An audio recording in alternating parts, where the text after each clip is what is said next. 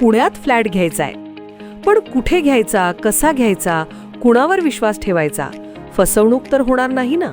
योग्य दरात मिळेल की नाही? मोठं कन्फ्युजन आहे.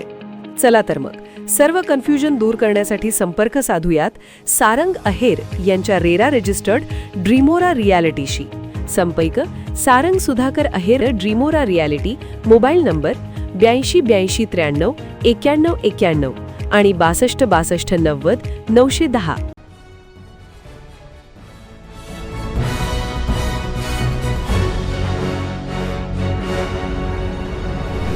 आपण पाहत आहात BCCN न्यूज. जिल्ह्यात डिझेल पेट्रोलचा तुटवडा नाही, अफवांवर विश्वास ठेवू नका. आमदार संजय गायकवाड. आमदार गायकवाड यांनी जिल्हाधिकाऱ्यांशी संपर्क साधून परिस्थितीचा घेतला आढावा. राज्यात काही ठिकाणी डिझेल पेट्रोल तुटवड्याच्या अफवा पसरत असताना बुलढाणा जिल्ह्यातील शेतकरी बांधवांनी तसेच नागरिकांनी कोणत्याही अफवांवर विश्वास ठेवू नये असे आवाहन आमदार संजय गायकवाड यांनी मुंबई येथून केले आहे. या संदर्भात आमदार श्री गायकवाड यांनी बुलढाणा जिल्हाधिकारी यांच्याशी थेट संपर्क साधून परिस्थितीचा आढावा घेतला.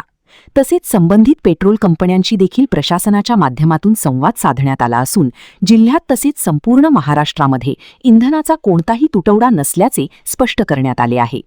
सध्या शेती मशागतीची कामे मोठ्या प्रमाणात सुरू असल्यामुळे शेतकरी बांधवांना डिझेलची नितांत आवश्यकता आहे. ही बाब लक्षात घेऊन जिल्हाधिकारी बुलढाणा यांनी सर्व शेतकऱ्यांना सुरळीत डिझेल उपलब्ध होईल यासाठी योग्य नियोजन आणि व्यवस्था केलेली असल्याचेही आमदार श्री गायकवाड यांनी सांगितले.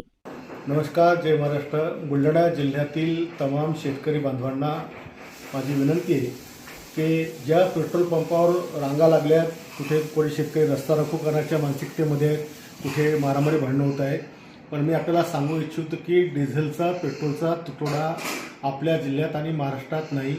मी सकाळी जिल्हाधिकाऱ्यांशी बोललो. सगळ्या कंपनीवाल्यांचं म्हणणं आहे की पेट्रोल पंपवाले जेवढ्या गाड्या पाठवतील तेवढ्या गाड्या आम्ही भरून द्यायला तयार आहे.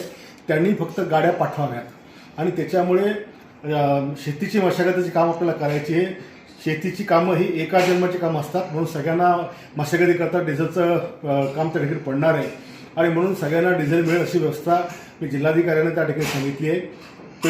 डिझेलच्यामुळे गावागावात पाण्याचे टँकरसुद्धा जात नाही, त्याच्याकरता सुद्धा पाण्याच्या टँकरकरता वेगळी व्यवस्था करायची, वेगळे पेट्रोल पंप देण्याची मागणी आपण जिल्हाधिकारी केली आणि तीही व्यवस्था त्या ठिकाणी झाली.